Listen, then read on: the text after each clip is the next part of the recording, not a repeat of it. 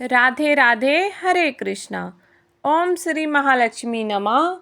मार्गशीर्ष मास यानी अगन मास में माँ लक्ष्मी जी की पूजा गुरुवार के दिन करने का विधान है, जिसकी तैयारी एक दिन पहले से कर लेनी होती है। और इस बार साल 2025 में मार्गशीर्ष मास, जिसे अगन मास भी कहते हैं, 6 नवंबर दिन गुरुवार से प्रारंभ हो रहा है और अगन मास की समाप्ति भी गुरुवार के दिन ही होगी, 4 दिसंबर को। गुरुवार को अगन मास का महीना समाप्त होगा और इस बार अगन मास में गुरुवार के दिन माँ लक्ष्मी जी की पूजा करने के लिए 5 गुरुवार प्राप्त हो रहे हैं, जिनमें पहला गुरुवार 6 नवंबर को रहेगा, दूसरा गुरुवार 13 नवंबर को, तीसरा गुरुवार 20 नवंबर को और चौथा गुरुवार 27 नवंबर को और पांचवा और अंतिम गुरुवार 4 दिसंबर को रहेगा, जिस दिन मार्गशीर्ष पूर्णिमा रहेगी। इस पवित्र मास में माँ लक्ष्मी जी की पूजा की जाती है, माँ लक्ष्मी व्रत रखे जाते हैं। ऐसे में कुछ श्रद्धालु तो केवल मार्गशीर्ष मास के महीने में पड़ने वाले गुरुवार के ही व्रत रखते हैं, तो कुछ लोग इस दिन से व्रत आरंभ करके पूरे साल तक रखते हैं, या कुछ लोग केवल 8 गुरुवार करते हैं। मार्गशीर्ष मास में जितने गुरुवार पड़े उसके बाद पूरी 8 की संख्या में व्रत पूरे करने के बाद उद्यापन करते हैं। तो सभी की अपनी अपनी श्रद्धा है और उसके अनुसार आप व्रत का पालन करें। अब जान लेते हैं कि पूजा विधि के बारे में। तो माँ लक्ष्मी जी की पूजा करने के लिए आपको यदि हो सके तो पुरोहित जी के माध्यम से पूजा करानी चाहिए, पंडित जी के माध्यम से पूजा करानी चाहिए, नहीं तो इस पूजा को आप खुद भी कर सकते हैं। किसी ब्राह्मण या पुरोहित को बुलाने की भी आवश्यकता नहीं है, आप अपनी भक्ति अपने सामर्थ्य से पूजा कर सकते हैं। लेकिन पूजा की तैयारी आपको एक दिन पहले से ही कर लेनी है।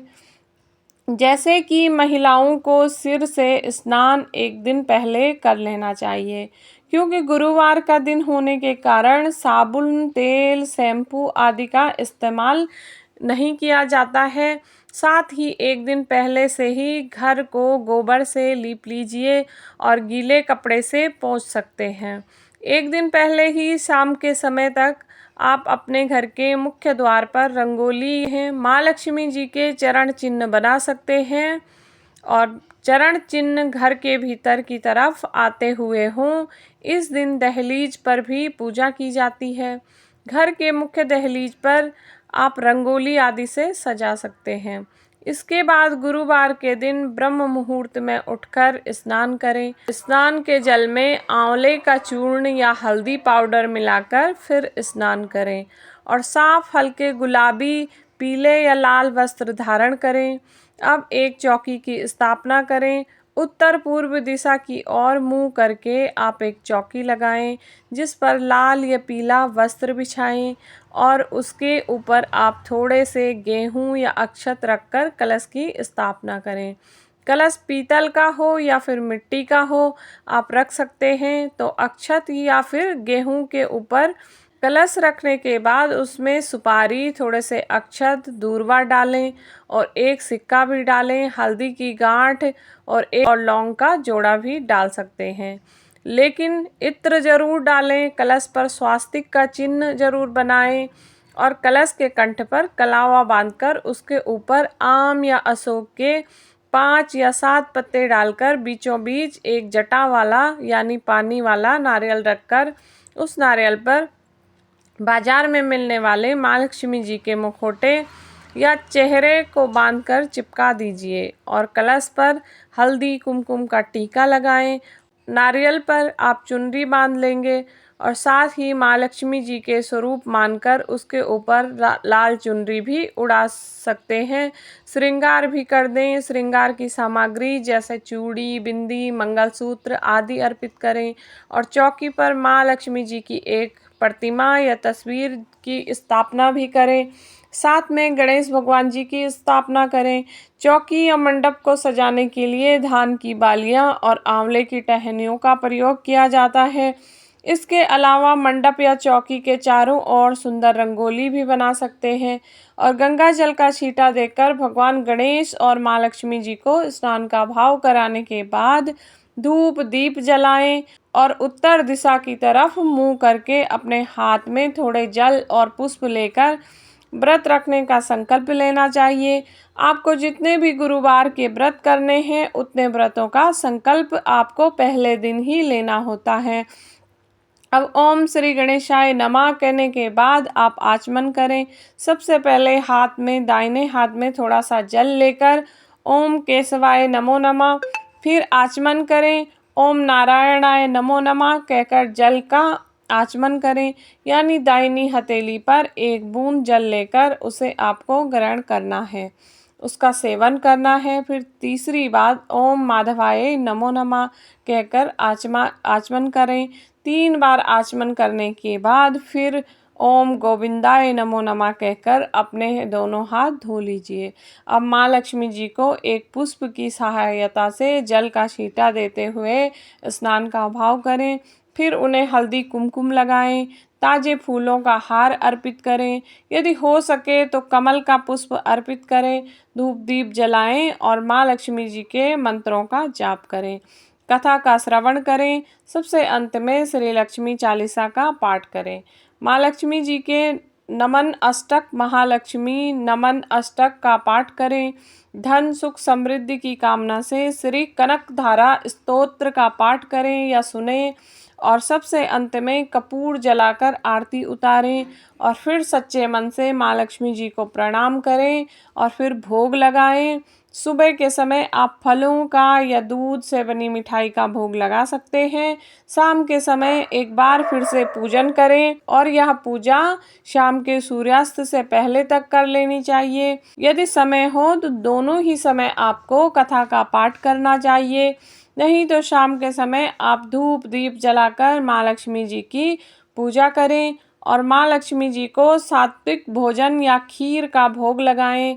इसके अलावा इस दिन 18 पूरियां बनाकर उनको खीर या हलवे के साथ माँ लक्ष्मी जी को अर्पित करके एक हिस्सा गौ माता के लिए निकालकर, एक हिस्सा छोटी कन्या के लिए निकालकर और छोटी कन्या को खिलाने के बाद में यदि आप गुरुवार के व्रत में अन्न ग्रहण कर लेते हैं तो आप इसको प्रसाद के रूप में ग्रहण कर सकते हैं, नहीं तो इसे प्रसाद के रूप में अगले दिन भी पारण करते समय ग्रहण किया जाता है। और जो लोग किसी भी प्रकार का अन्न गुरुवार के व्रत में नहीं खाते हैं, ये केवल फलाहार करें या दूध का सेवन करें। नमक का सेवन माँ लक्ष्मी जी के व्रत में वर्जित बताया जाता है, लेकिन ऐसे बहुत से श्रद्धालु हैं जिनकी श्रद्धा होती है व्रत रखने में, लेकिन नमक का सेवन जिनके लिए बहुत ज़्यादा ज़रूरी हो वह सेंधा नमक से बना हुआ फलाहार ले सकते हैं। जो भी भोग आप माता रानी को लगाएं उसे आप परिवारजनों में प्रसाद के रूप में ज़रूर बांटें। गौ माता का हिस्सा यदि हो सके तो उसी शाम को खिला देना चाहिए, नहीं तो अगले दिन भी आप गौ माता को उनका हिस्सा अर्पित कर दें।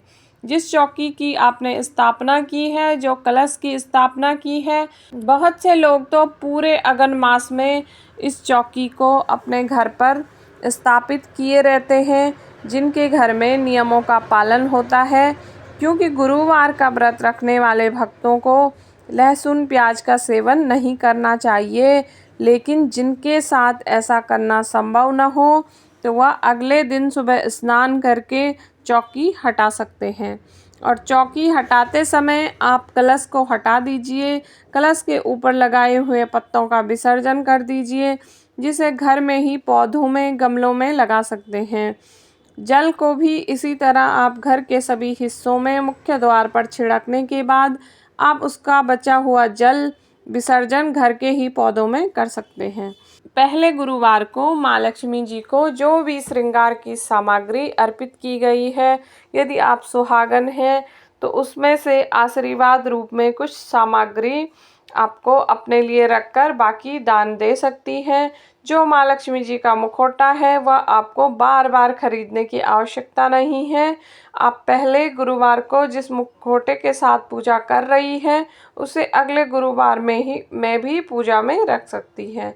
जो नारियल आपने स्थापित किया है उसे चाहे तो आसपास के मंदिर में रख सकते हैं या फिर आप उन्हें बहते हुए जल में प्रवाहित कर सकते हैं। बहुत से लोग इस नारियल को जो पहले गुरुवार को आपने स्थापित किया है उसे अपने घर के मुख्य द्वार पर लाल कपड़े में लपेटकर रखते हैं ताकि घर को हर बुरी नज़र से बचाया जा सके। और अन्य गुरुवार को भी आप इस प्रकार से नियमों का पालन करें। हर गुरुवार को हो सके तो माँ लक्ष्मी जी को कोई विशेष प्रकार का भोग प्रत्येक गुरुवार को अर्पित करना चाहिए। अगर किसी गुरुवार को आप खुद से पूजा न कर पाएँ, किसी कारण से अशुद्धि होने के कारण, तो परिवार के अन्य सदस्य भी आपकी जगह पूजा कर सकते हैं। यह था आज का वीडियो। आशा करती हूँ आपको वीडियो अच्छा लगा होगा। वीडियो अच्छा लगे तो चैनल को लाइक, शेयर, सब्सक्राइब ज़रूर करें। मिलती हूँ फिर दूसरे वीडियो में, तब तक के लिए जय श्री राधे।